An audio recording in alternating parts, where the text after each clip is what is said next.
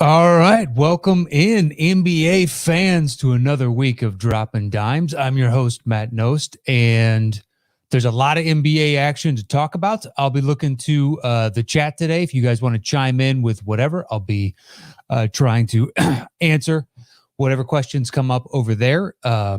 First and foremost, it's been a year since Kobe's passing, and crazier year could not have happened. It feels like it's been 3 years as opposed to just a single year. It still doesn't feel real that Kobe isn't here. And I find it interesting that his family asked that teams didn't do any kind of tribute videos in stadiums and in arenas and whatnot. Just kind of let it move on, let the game go on. And, it's been a year. Hopefully, families have mended and things are moving forward for them, and they're doing better today than they were a year ago. And then moving on to some other, relatively weird news. Caris LeVert had surgery for renal cancer, which was discovered. So he was traded from the Nets to the Pacers, and the Pacers eventually, shipped out Oladipo down to Houston. But upon his physical, they found a mass in his kidney. So upon further inspection, that mass ended up being a rare carcinoma that it affects 200,000 people, I believe, globally, but it normally happens to men, above 50 to 60 years old is when those, when it begins to express itself and become a genuine problem. So to catch it this early on, apparently he's going to make a full recovery. That trade saved his life flat out, because it would have gone more than likely undetected for a long time. And then we'd be having a much sadder discussion now about Caris LeVert in, 3, 4, 5 years time.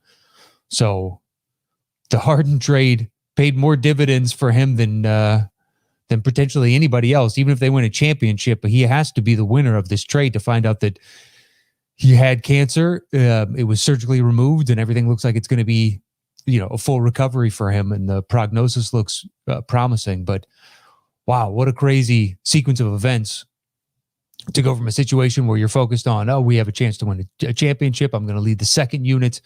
I'm going to get a serious run, get to play along this, with KD and Kyrie under the spotlight of New York City, to go to Indianapolis, or Indiana rather. I'm sure he was a little crestfallen, but ultimately this has to be just a huge positive for him. Pardon me. So thoughts go out to Caris LeVert. Hopefully it's a speedy recovery, and thank God, man. Thank God. And then one other, I guess, housekeeping note for the NBA. The All-Star Game voting starts tomorrow, and it runs through, I believe it's February 16th, which is a Tuesday. They're talking about right now, the NBPA and the NBA, about having an All-Star Game sometime towards the mid-late March, time frame. And according to Woj, Atlanta is the odds-on favorite to get it right now.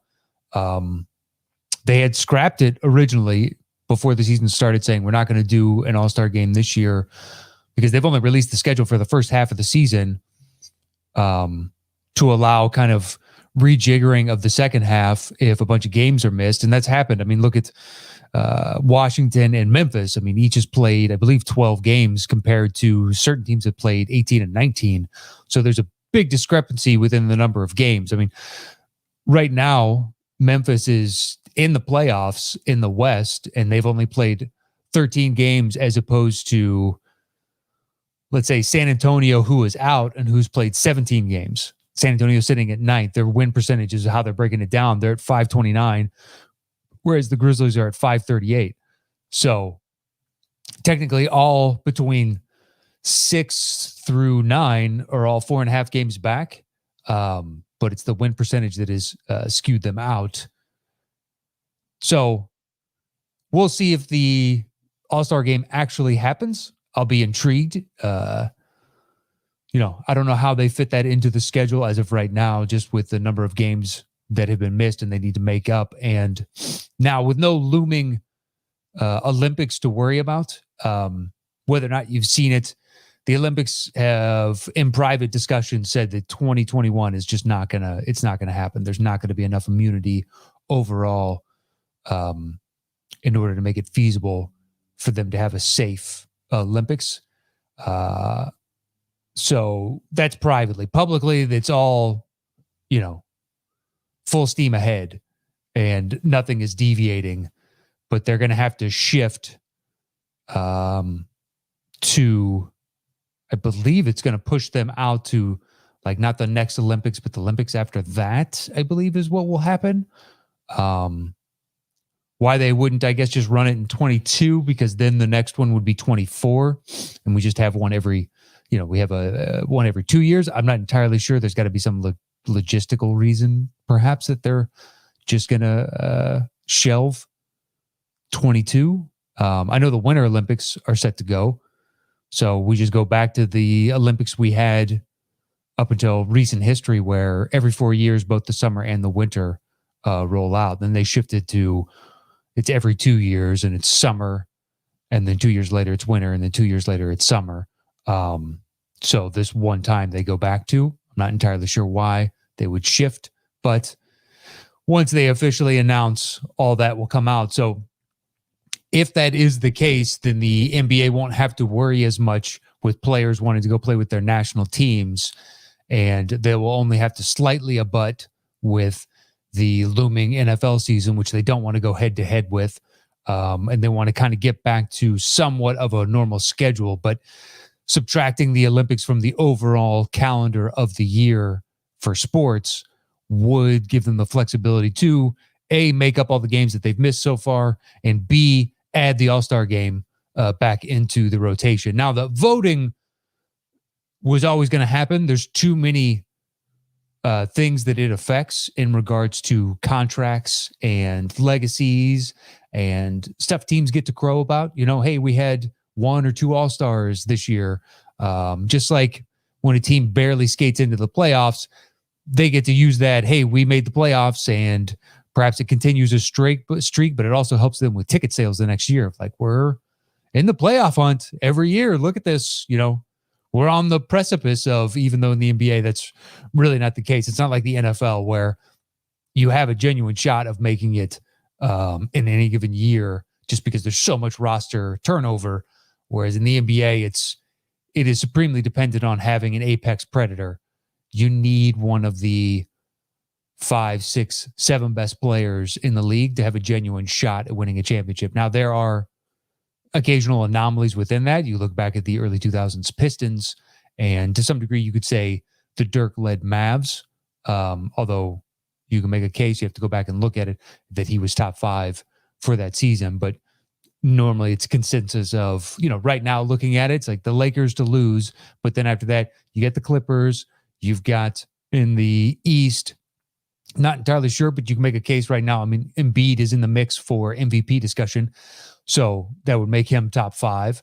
So they have a shot potentially.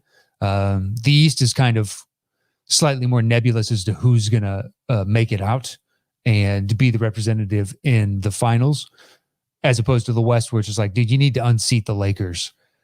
Right now, the Lakers are the best team in basketball. They have the number one. They're one of, I think, 2 teams in the top 10 in offensive and defensive ratings. Plus, they have the best net differential. They've overtaken the Milwaukee Bucks. The Bucks have been the reigning net differential or net rating differential for the past few seasons. So first question comes in. It is from Jake Cleveland, and he says, do you think Gordon Hayward will make the All-Star game? I think overall team record does affect whether or not a player is considered for an All-Star game. Go look at Bradley Beal. Guy has just been nothing but a walking bucket, and he can't make an All-NBA team. He can't make an All-Star team. So I think the overall record of a team does affect. Do I think Gordon Hayward should make it? Well, let's look at the East real quick. I'm going to do that Wednesday before. I'm going to do an NBA ballot, who I would have on versus who I wouldn't. But within the East, you have to look at it. So Philly, it's a question of, do you take right now, they're number one. So if you were voting today, Embiid makes it guaranteed. Technically, Tobias Harris has, it's him and Simmons would be for the second one on the Sixers. And Simmons has the legacy spot. And there have been games like the other night, he turned it on in the second half and especially the fourth quarter and was the catalyst for them winning the game. But his shooting has been, abysmal from three, unsurprising. From two, I think he's shooting in the low 50s, which is good. But Harris has been absolutely lights out from 3-point. And then his effective field goal percentage is exceedingly well. Hell, overall, the Sixers have shot really well from three once you subtract, Mike Scott and Simmons from the equation. I mean, even Embiid, I think, is shooting somewhere around 39 to 40%. But anyway, so there's, 1 to 2 right there. The Celtics will more than likely get Brown and Tatum, so long as both guys are back and still playing, but legacy picks. The Bucks, another interesting one. Giannis will make it. Will Middleton and or Drew Holiday? Interesting question, potentially. For the Pacers, Sabonis, and I don't know. I'd have to do a deep dive. The Brooklyn Nets are a big fat problem for everybody else in the East, especially for someone like Gordon Hayward, because Kyrie is going to get a lot of fan votes. So is James Harden. So those two, hypothetically, could end up being starters just because it's a popularity vote. And if they win enough of it, then it's going to be hard to unseed them. But the Nets could be sending 3 people to the All-Star game. Cuts into it. Atlanta, Trae Young is going to get the nod there. And then after that, it's just like Cleveland, perhaps Sexton. If he continues to play this strong, it's going to be tough to leave him off. Orlando, I'm not sure. Vucevic, probably. The Knicks, a lot of interest. Like after that, like because the Hornets right now are sitting in 12th, but they're tied for the same record as 10 and 11 of the Raptors and Bulls. So, and there's not much a difference. There's a game difference between them and 7th place in Cleveland. So a lot could change. If somehow Charlotte vaulted into the 7-8 range, yeah, I think Gordon Hayward's got an excellent shot. It's just right now the East has got some weird choices, but it'll, sort itself out over the next couple of weeks and we'll see where we're at. So we'll get to the All-Star voting in a couple of weeks, but Mr. Cleveland, thank you very much for sending in the question. And please, if you're watching along, just over in the chat there, rifle in a question. Today, the show is, it's a FUBU. It's for us, by us, I had some things I wanted to talk about, but whatever you guys want to talk about as well, we're a quarter of the way into the season right now. So you can kind of get an idea of what the landscape of the league looks like, but simultaneously, because you have the fluctuations within the certain teams have played dramatically fewer, 5 games less at this early stage in the season is percentage-wise a huge difference in the number of games, minutes played, and also trying to get a sense of what guys are in rhythm and what guys aren't. Now, with the Wizards still 5 games down, they're right back to the we need to ship Bradley Beal conversation and retool and restart. Because go look at Houston on the flip side. Suddenly, I kind of like Houston. They're an interesting team. You go and watch them. I mean, that game last night with the Wizards was heated between especially Wall and Westbrook. But that team is actually kind of somewhat really interesting. I mean, look, can Wall stay healthy for a full season? Maybe. Can DeMarcus stay healthy for a full season? Maybe. Will Oladipo spring back to his former All-Star self? Maybe. If all 3 of those guys can do it and you add in PJ Tucker and Eric Gordon, suddenly that team's got a lot of firepower. Whether or not they can actually defend anyone, that's kind of been Houston's bag now for a while. But Christian Wood has been excellent for them. It's a super interesting team. And now they have the Nets picks in perpetuity. So it's like, all right, even if this doesn't, they're not going to win a championship, but they could make some noise, potentially make the playoffs, hypothetically. The West is still really tough, and it's early on, but it's not out of the realm of possibility, which good for Houston. Good for Houston. It gives the fans something to focus on as opposed to James Harden phoning it in to start the season, and then when he leaves saying, hey, I left it all out on the floor for you. I love you guys. I love that his soon-to-be opened restaurant, which has not opened, is already getting reviewed on, I believe it's Google and Yelp, but Google for sure. And it's just getting dragged. I mean, it was after the trade. Just all kinds of, people making fun of the chef giving up. And I tried to order this and it never arrived, et cetera, et cetera, et cetera. All right, so another one comes in from Ramon Cook, and it says a bit behind, but they'll probably want to skip the Summer Olympics to not have it clash with Football World Cup, even though that is in the winter in 2022. Oh, okay, all right. Is this one, Ramon, is in Dubai, is it not? That's interesting. Okay. Don't want to go up against, so they're going to shift beyond that. Just because they already have the other cities in place. So what I read was Japan will get shifted to the next available open spot. It'll be interesting because, look at Brazil. How many of those facilities were made, quasi temporarily that got then overtaken by They got football or soccer stadiums. They got overtaken by the jungle as soon as they went out of use. So I don't, obviously that's not going to happen in Japan. They don't exactly have rainforest around them, but at the same time, you're going to have to maintain an upkeep, and there's additional cost to all of that that wasn't factored into their overall budget. So, okay, thank you for the heads up on that. I appreciate it, Ramon. I did not know that, and it's good to learn something new. So Jake chimed in again with, do you agree with Shaq that Donovan isn't or won't become a superstar? Now, that was something I wanted to open today's show with once we get into the meat of it, which is the surging Utah Jazz and the fact that Shaq and others have been dragging them, but Shaq primarily.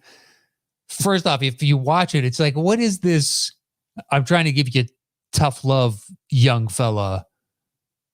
And the best is yesterday, Utah, I think it was a resolution in the House of Representatives in the state of Utah, put this resolution through that basically it was Donovan Mitchell is great and you suck, Shaq, and you go through and read it. I mean, they take shots at Shazam, his rap career.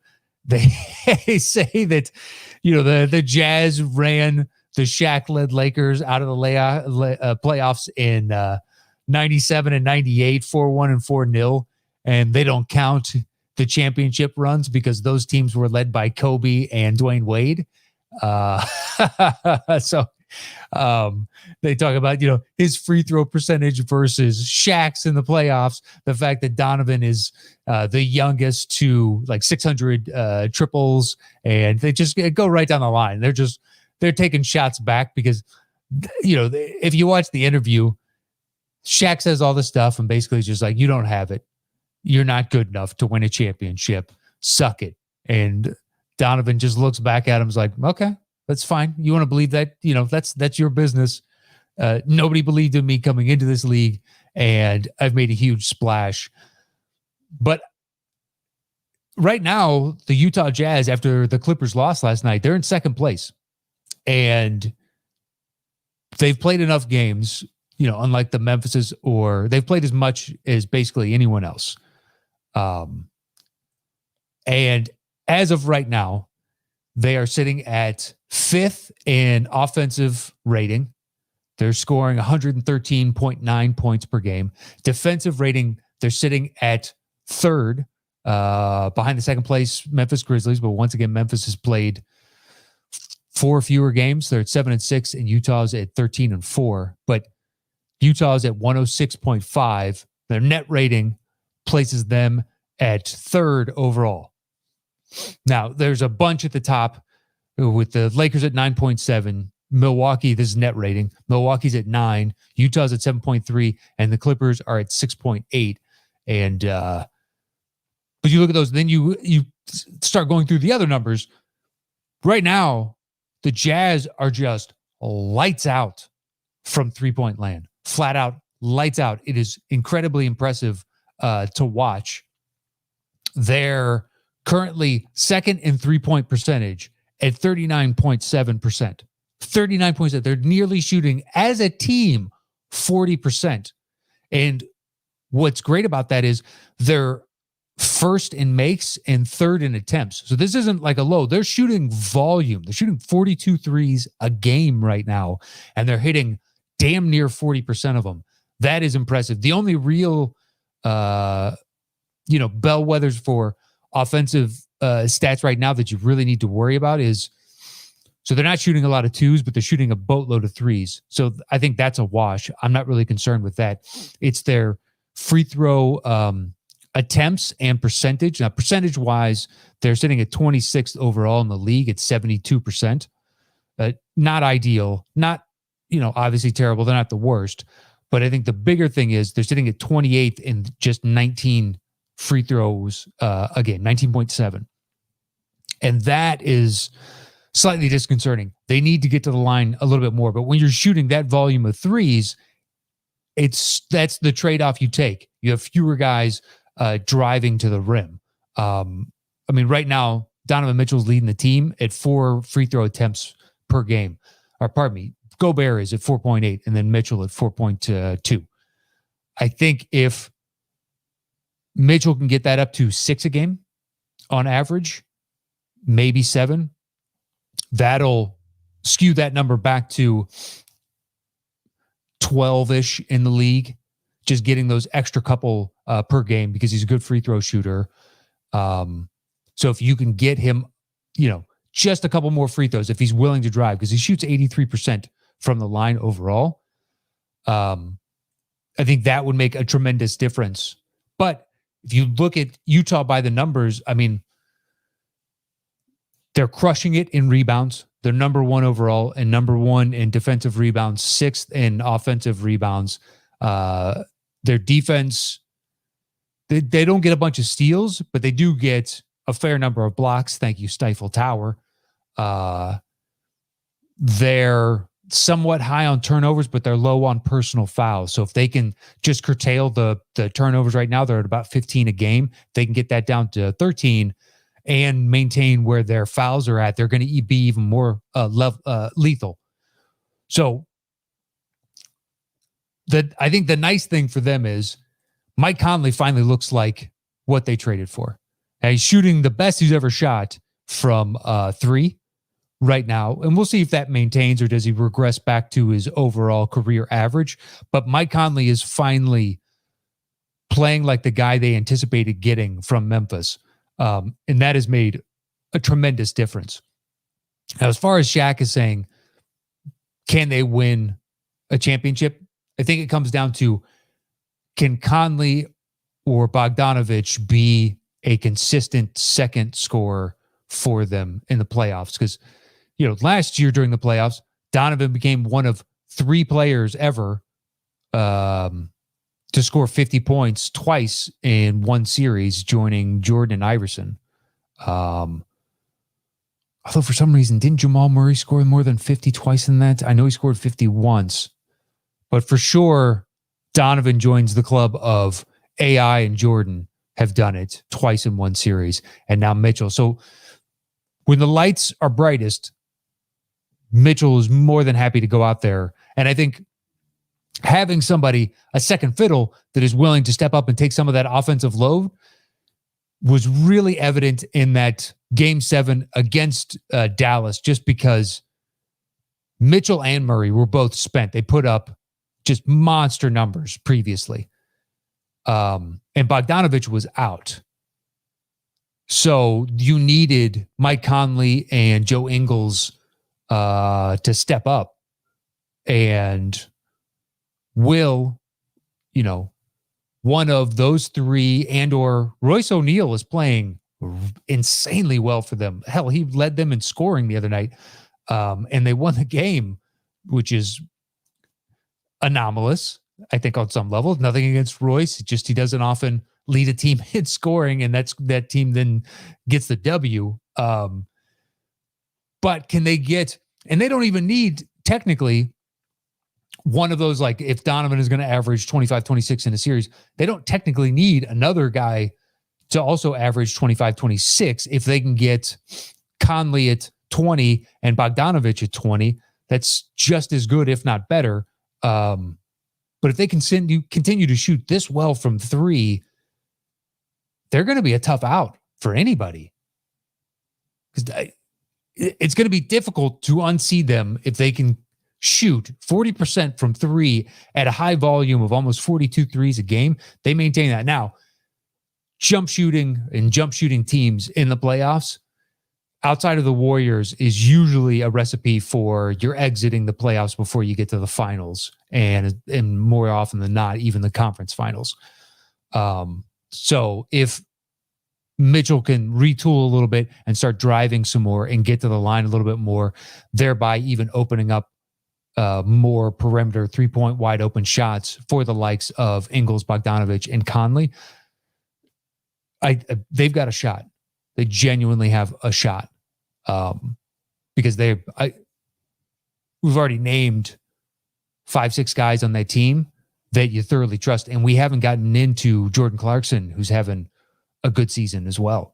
A lot of people were up in arms about, like, why would you pay Jordan Clarkson this much money? And you have to look at it through the lens of who is Utah attracting in free agency. It's the curse of small market teams. I was on a text thread with a friend the other day and talking about like the differences between the NFL and the NBA, and why the NFL can be so up and down and up and down. And guys now, because careers, if you're solid enough, your career can easily last 12 to 14 years now. Look at Austin Rivers. Did you ever in a million years think that he would be going off for the New York Knicks at this stage in his career, when everybody lampooned Doc for signing his son to a contract that they felt that he didn't deserve? And I was one of those people. And now Austin Rivers has played in this league long enough to where he'll play next season, and he could have a career as a Jared Dudley type. And later in his career, he's 11th man on the bench, but he's there to provide a little bit of veteran guidance of having played in the league long enough and knowing schemes and whatnot, and how to kind of walk guys through. So I think all of that being said, so guys, it's small markets. It used to be you need to go to a big market because you get the extra money from endorsements and whatnot, because you're the face of a franchise in a massive city. And that is no longer the case now with, internet and social media and whatnot. You can build up your presence. I mean, look at OKC when they still had Durant and Westbrook. Those guys had huge national campaigns for A+ sponsorships across the board, signed by Nike, doing stuff like Westbrook with all his Mountain Dew commercials. They had no problem generating the type of money that you would, potentially lose if you weren't in a big market team from the 80s and 90s. That's why guys flooded to larger markets. Now it's more a function of, where do I want to live? And Utah doesn't really entice, young 20-something guys who are millionaires, who want a specific lifestyle that you can get in Los Angeles, New York, Miami, potentially Atlanta, potentially Texas. And there's also the advantages of playing in Florida and Texas, because you play less in taxes. Look at Harden now going to Brooklyn.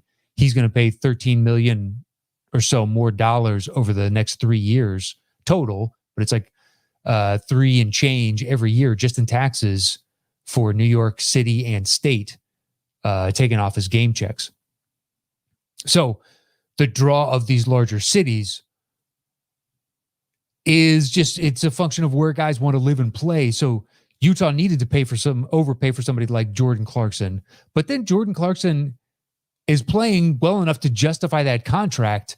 So Utah, if Clarkson was running in on the second unit and whatnot and is still as effective, and you have all these other guys and they shoot anywhere near their 40%, they're going to be a tough out for any team in the playoffs, and especially where right now they have a real sense of identity and the continuity is evident.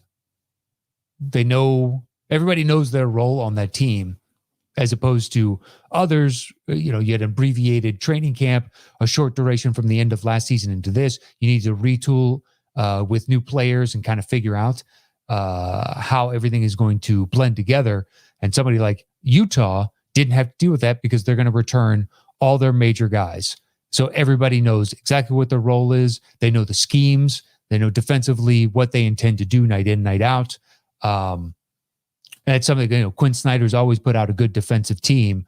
So offense was what you question as to whether or not Utah would be able to do. And right now, Utah is just crushing it. So I think Shaq is the tough love thing of he's big brothering, but he was also talking down to, and I found it to be dumb, just very dumb. All right, so moving on. Let's go back into the chat.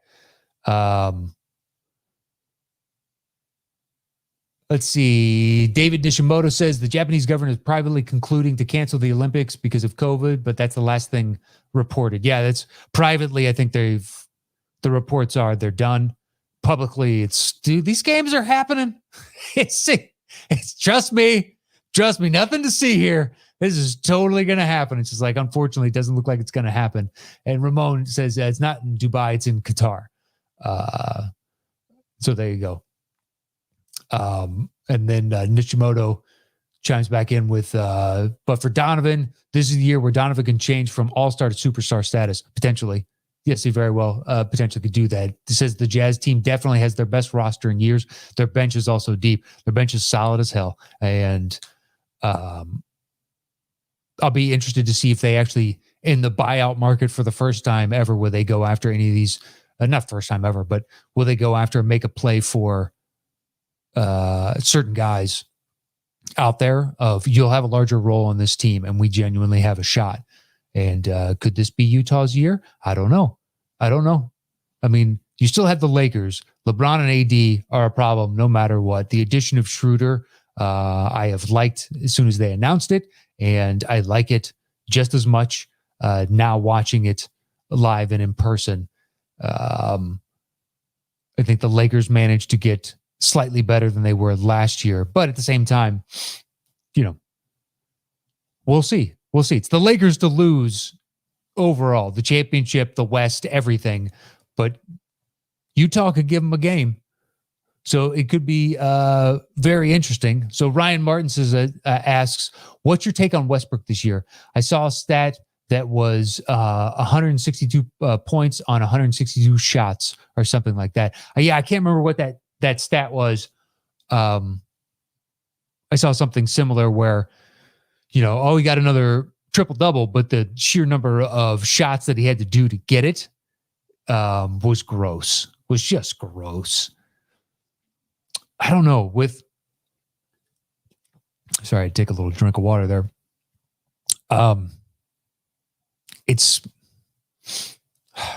Westbrook is confounding. He just is. He still has the killer instinct and the killer mentality, but the problem is he can't shoot. He just can't shoot. And he's a volume shooter at a low percentage. And he should never shoot from three unless it's like Jimmy Butler and our team desperately needs a shot late in the game.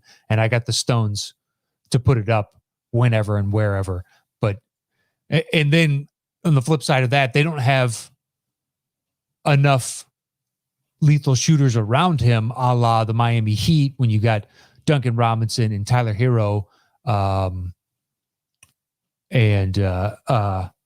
space the floor to increase the effectiveness of Westbrook overall, because he needs to be able to drive, and he's going to end up, it looks like right now, kind of like AI. Once he loses his step, he's a slot receiver that loses his step. His functionality and his effectiveness will be crippled, just be diminished to a degree where he is nowhere near the alpha that he once was.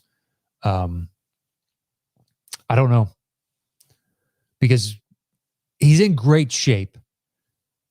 So hypothetically, he could play a lot more years, but if he wants to continue to be the number one on a team, I think we've seen enough and we have enough of track record to know that that team is not going to be good unless you manage to get, unless everybody else on that team is such an effective shooter that he can just drive to the paint and draw fouls. But even then, he's not that great a free throw shooter, especially for a guard.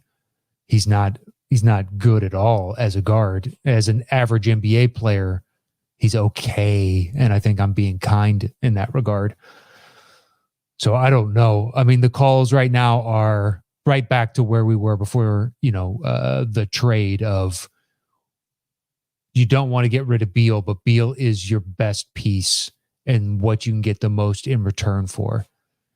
And the fit between him and Beal. I mean, that there was a shot as to whether or not that shot is indicative of what people were saying, but there was a shot of Beal at the end of the game last night with the Wizards and Rockets where he was on the bench and head in hands and just shaking his head of like, what is going on? Like another year of this crap. And we'll start getting the Sixers lost out on the Harden sweepstakes, but what about Beal? And what about Beal to Denver? That'll crop back up. And what about Beal to, Lakers fans are going to chime in again and be like, we should go get Bradley Beal, but you're still in the same problem that you had previously of what exactly do you have that Washington is going to want in return because you gave it all up for AD and you got a championship. So it's good for you. But, Bradley Beal fits so many teams. Which team is willing to give up the most assets to get him? And say it's like the Philly trade of Simmons for Beal, and they're probably going to have to do matching contracts and then draft picks.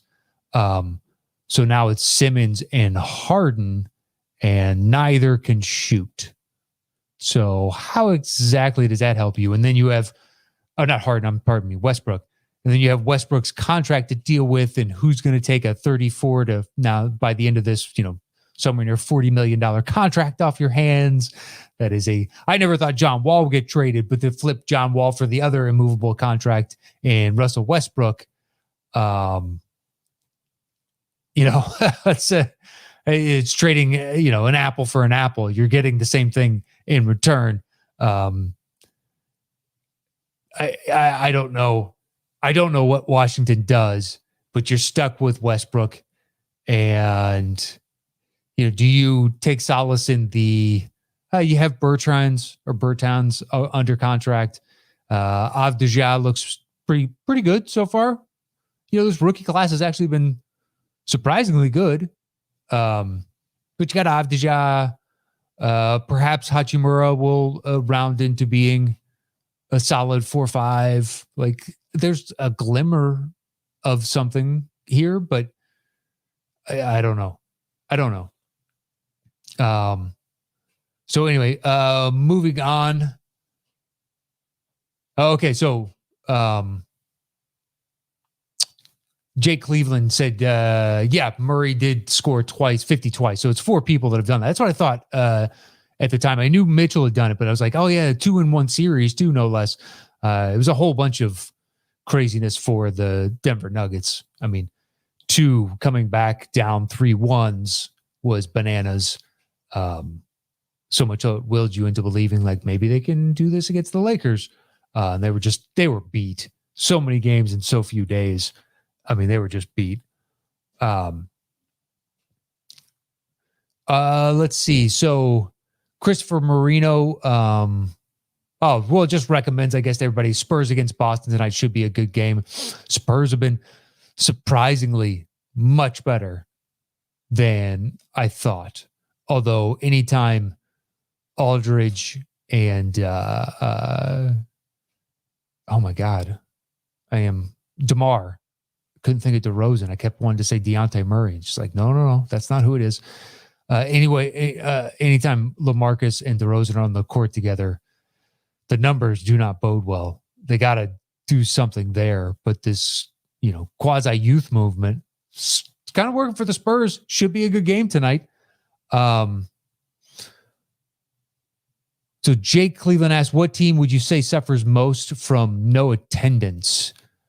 That's a great question. What team probably feeds off of their crowd the most? I mean, you could hypothetically say the biggest beneficiary would potentially be the Sixers, just in that last year. Yeah, and it's not benefit from their home crowd. It's benefiting from the lack of visitor crowds, because last year on the road, they were one of the worst teams you would ever see by record. They sucked on the road. That's where going into the playoffs, I was intrigued as to whether or not that'd be an advantage for them, just because they were abysmal on the road. And it didn't really make any difference. They got their asses kicked. So right now, I think they're 3-5 on the road, and that's still better than they were last year on the road. It's just how piss poor they were on the road last year. So I think Philly potentially not being so terrible up against opposing crowds, I think could be a huge difference. There are definitely certain teams that feed on. The Warriors historically have had some of the best great home crowds. Utah is, I know, a tough place to play for most teams. Talk about the crowds now. It could be just because of their the vitriol that they managed to bring, potentially. Let's see. I'm looking through various teams who benefits the most from having a home crowd, because I don't think the Lakers play just as well with or without. Potentially Portland feeds off of their crowd. Their crowd is pretty hyped. But anyway, those are my answers. I think Philly benefits the most, addition by subtraction. The fact that they don't have to go up against, I think is a big one. Okay, so David Nishimoto asks, do you think Nash will be in the hot seat if the Nets still are struggling after 10 more games? No, I think Nash is fine. I have not heard anything as of right now as to that Nash is in the hot seat. I think they've had so much turnover during the season. I mean, you had a certain identity coming into it, and now that has wildly changed. And I don't know that you can blame him necessarily for their just sheer lack of defense when you look at the personnel that they have on court right now. And then that's supposedly, they've had preliminary discussions about getting JaVale McGee from Cleveland. I mean, Cleveland has a plethora of bigs, and they're going to need to offload some of these guys. So JaVale, discussions have been, JaVale and possibly Kevin Love to the Nets, but the problem is the Cavs want draft capital back. And what in the world do the Nets have as far as draft capital? And on top of that, what assets do the Nets have to trade for? Now, McGee's contract is only $4.5 million. So it's not like it's a huge number to reach. And perhaps it's as much as JaVale and some second rounders. If that'll do it, sure.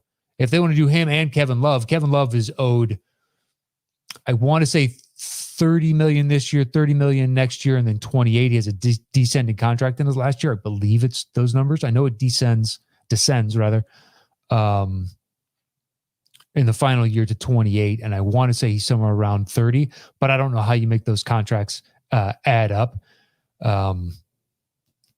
And if Cleveland can flip JaVale's 4.5 into some potential seconds and stuff, that might be enough to get the job done. But if you're the Nets, you're just like, man, oh man, if you don't win a championship this year and or next year, your team is so royally screwed. Now, that being said, I never, as soon as the old trade of Pierce and Garnett was announced, I hated that trade as soon as it was announced. It's like, those guys are over the hill.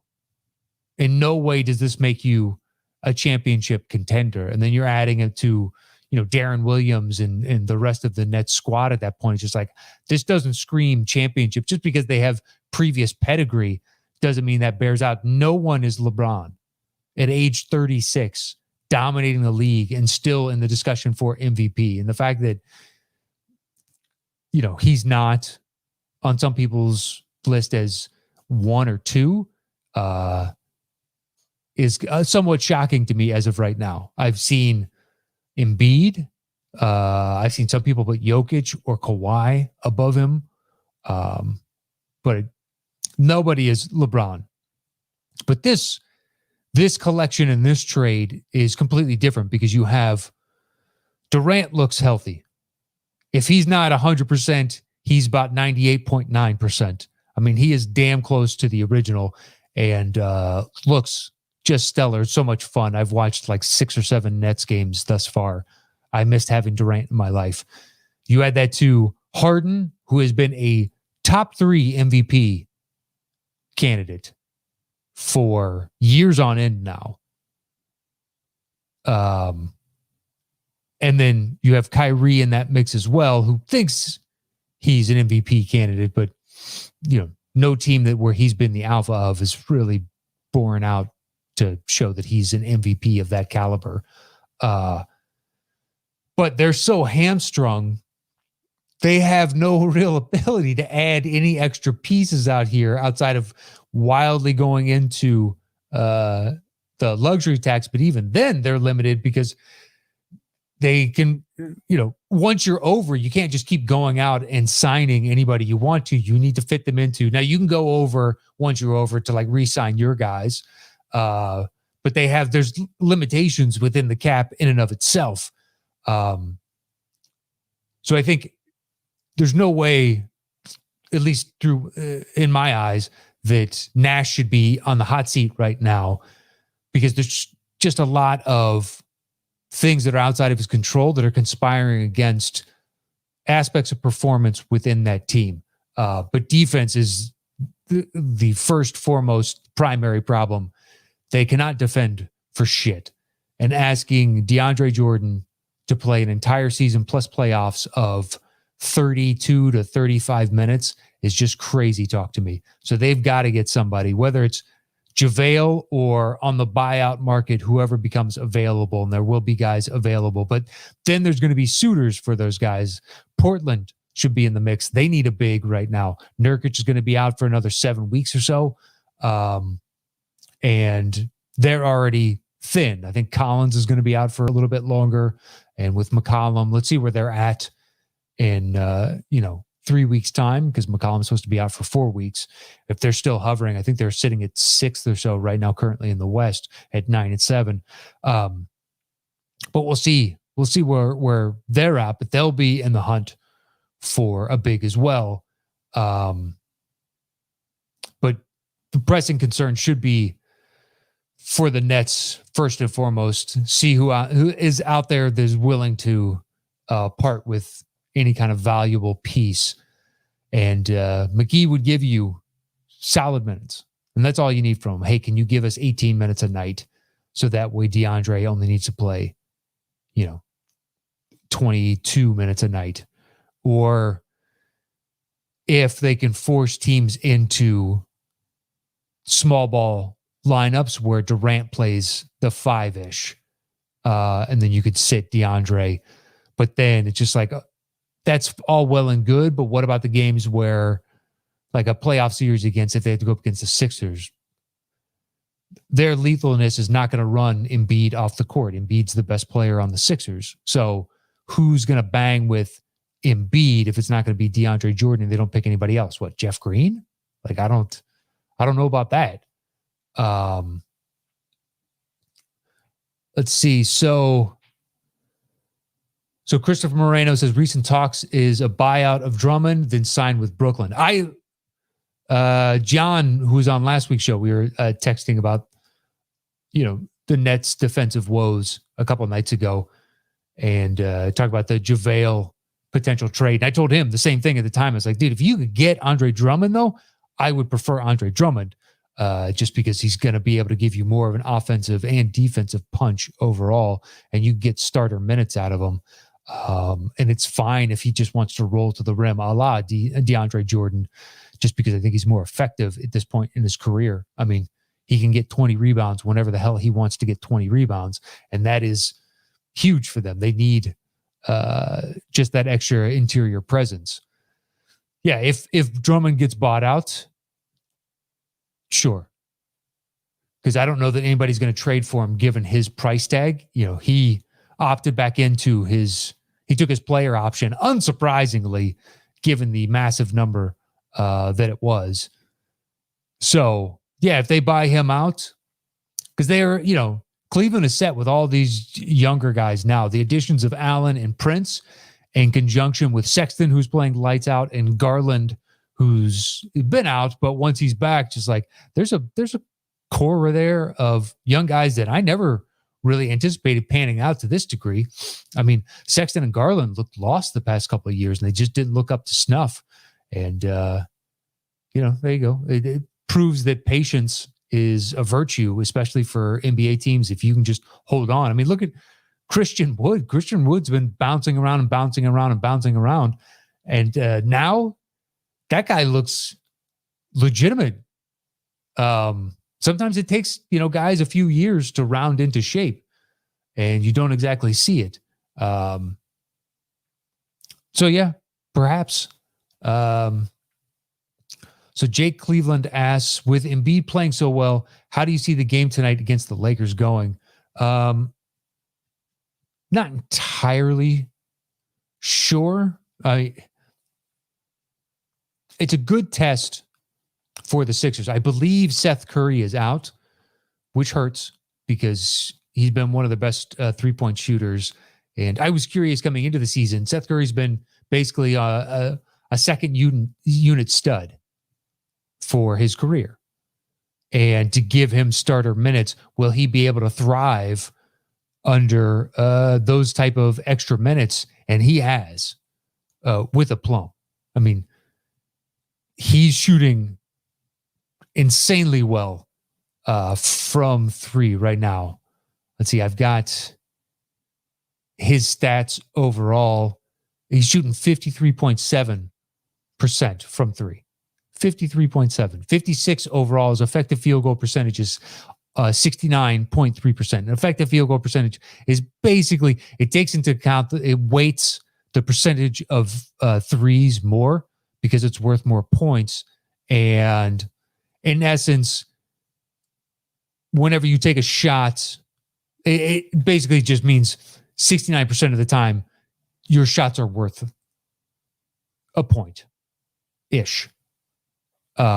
Anyway, I'm butchering that, and I can get into the definitions of effective field goal percentage on another day.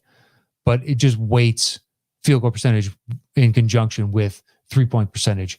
But to shoot that well, 53%, and it's not like it's, a low volume, averaging somewhere around probably 5-ish threes a game.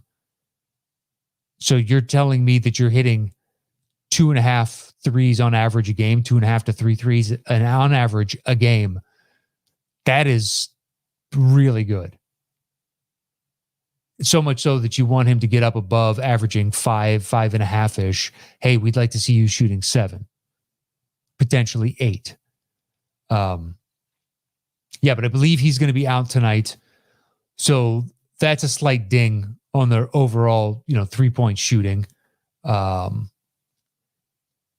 being said, they still got Tobias Harris, who's having a great year. Joel Embiid, who's having an MVP caliber season. Danny Green, shooting well. Not as well as his teammates, but at the same time, some of his teammates are shooting well above elite from say 3. Once again, 53%. And Tobias is at 45.8%. Elite three-point shooting is somewhere in the ballpark of 42%.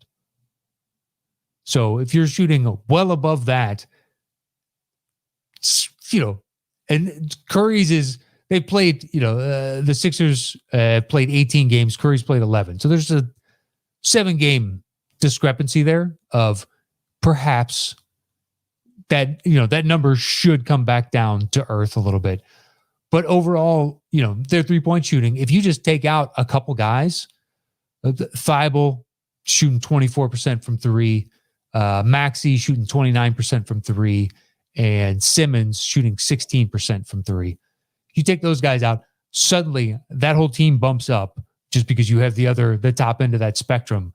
So they can give the Lakers a game. Embiid against AD, I can't wait to watch it. Should be excellent. Who is stopping LeBron? But then, it's still the Lakers.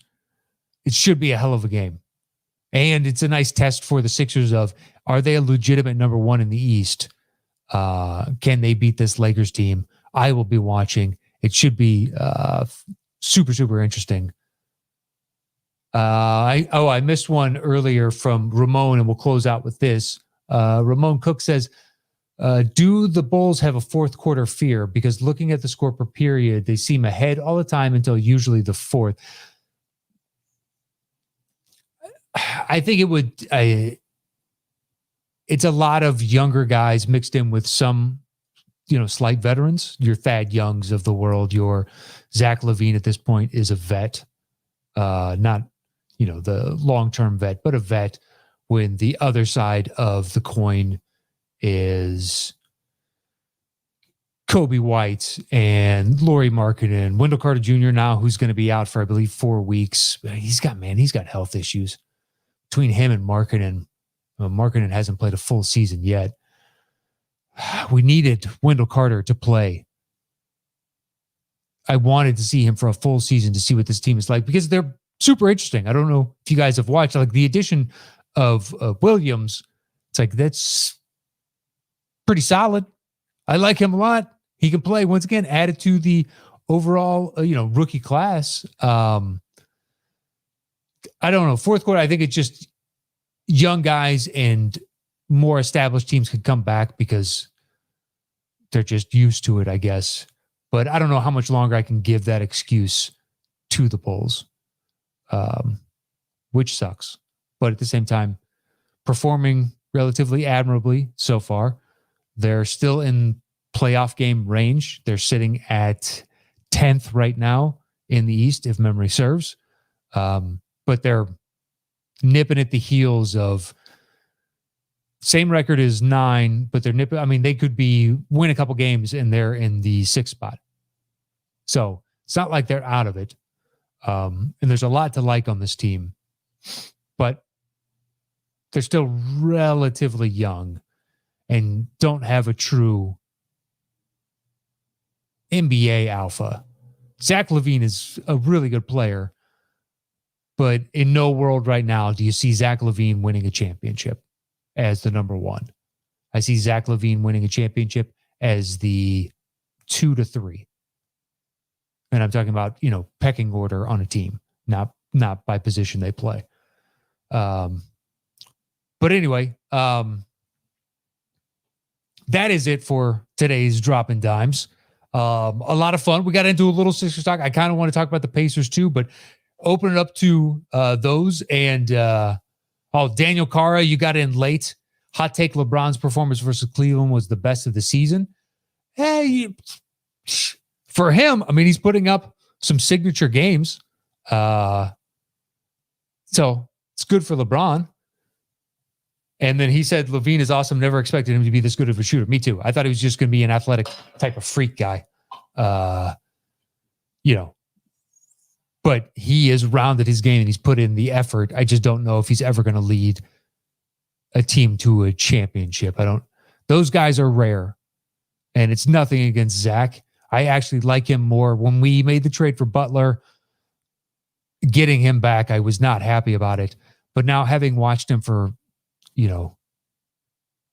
all these games, I thoroughly enjoy the guy. He's got a great attitude. He easily could be a great piece on a championship team. He's a winner. He puts in the work. And he's fun to watch. I mean, he could shoot. He's got the athleticism to finish pretty much anywhere on the court. And you know what? I hope nothing more than to eat those words and the Bulls make a push with LaVine as our number one overall option. I really hope I'm eating those words. But anyway, that is it for today's Dimes. I appreciate everybody joining in the chat.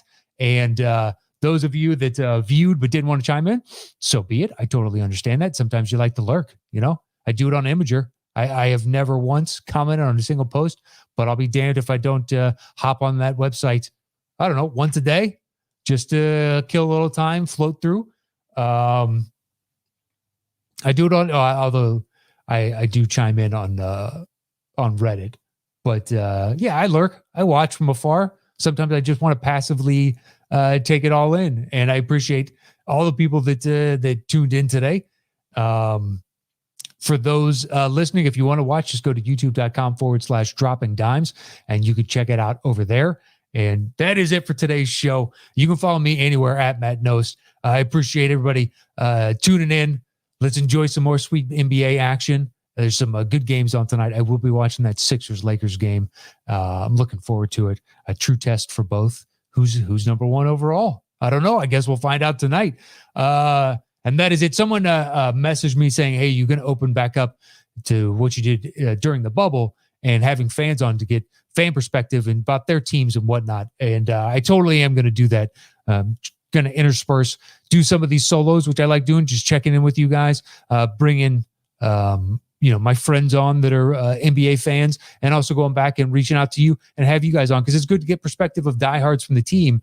And it helps kind of flesh out my understanding and because, I go deep on my squad and the league as a whole, but you miss the nuances of each team when you're not in the trenches with them every day.